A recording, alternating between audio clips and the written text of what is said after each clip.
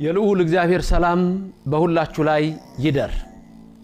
የመጀመሪያው የአብይ ጾም ሳምንት ዘወረደ ተብሎ ይታወቃል። ዘወረደ የሚለው ስያሜ ምንን የሚያመለክት ነው?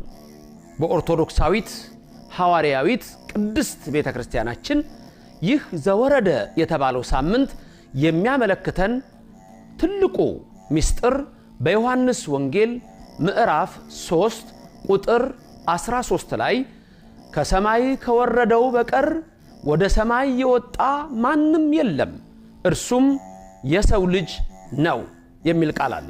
ልብ ብላችሁ እዚህ ላይ የምታዩት ከሰማይ ከወረደው በስተቀር ወደ ሰማይ የወጣ ማንም የለም እርሱም የሰው ልጅ ነው። ከየት ከወረደው በስተቀር? ከሰማይ ከወረደው በቀር።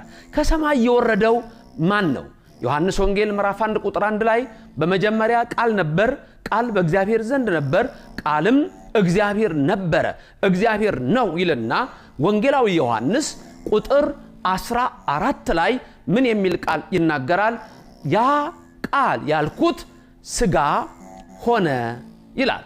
ያ ቃል ስጋ ሆነ። ያ ቃል ማን ነው?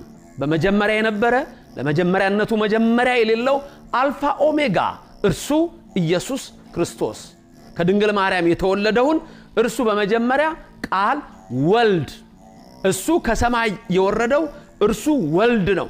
ከሰማይ ከወረደው በስተቀር ወደ ሰማይ የወጣ የለም ማለቱ ደግሞ ከድንግል ማርያም ተወልዶ ስሙን ኢየሱስ ብላው ስሙን አማኑኤል ብላው በሐዋርያት ሥራ ምዕራፍ 1 ቁጥር 9 ላይ እንደተጻፈ ጌታችን ኢየሱስ ክርስቶስ ሞትን ድል አድርጎ ተነስቶ ወደ ሰማይ በሚያርግበት ሰዓት ደቀ መዛሙርቱ ሁሉ እየተመለከቱት የገሊላ ሰዎች እርሱ ወደ ላይ ከፍ ከፍ ከፍ ብሎ ወጣ ከዓይናቸውም ተሰወረ ብሎ ይናገራል።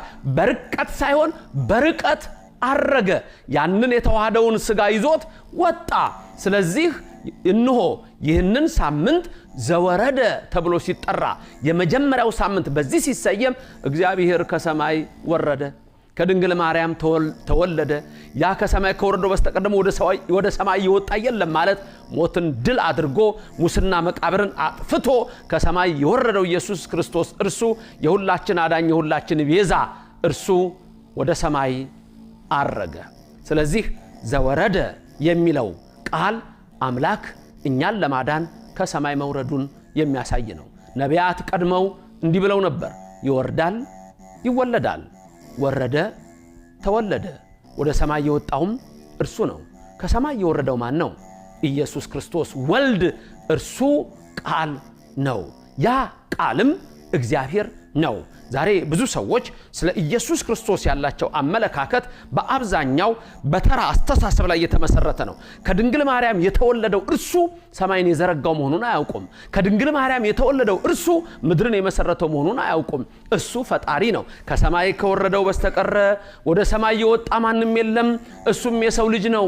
የሰው ልጅ ነው ማለቱ ከድንግል መወለዱን ነው። ያለ ወንድ ዘር የዘመኑ ፍጻሜ በደረሰ ጊዜ ይላል ገላትያ ምዕራፍ 4 ቁጥር 4 ላይ የዘመኑ ፍጻሜ በደረሰ ጊዜ እግዚአብሔር አምላክ አንድያ ልጁን ከሴት የተወለደውን ላከው ይላል። ስለዚህ ያ ከሰማይ የወረደው እግዚአብሔር ከድንግል ማርያም የተወለደው በከብቶች በረት የተኛው እግዚአብሔር እናቱ ድንግል ማርያም አቅፋ ያጠባቸው እግዚአብሔር በ30 ዘመኑ የተጠመቀው እሱ እግዚአብሔር በ33 ዓመት በቀራንዮ አደባባይ የተሰቀለው እሱ እግዚአብሔር በሶስተኛው ቀን ሞትን ድል አድርጎ የተነሳው እሱ እግዚአብሔር ወደ ሰማይ የወጣውም እሱ እግዚአብሔር ነው።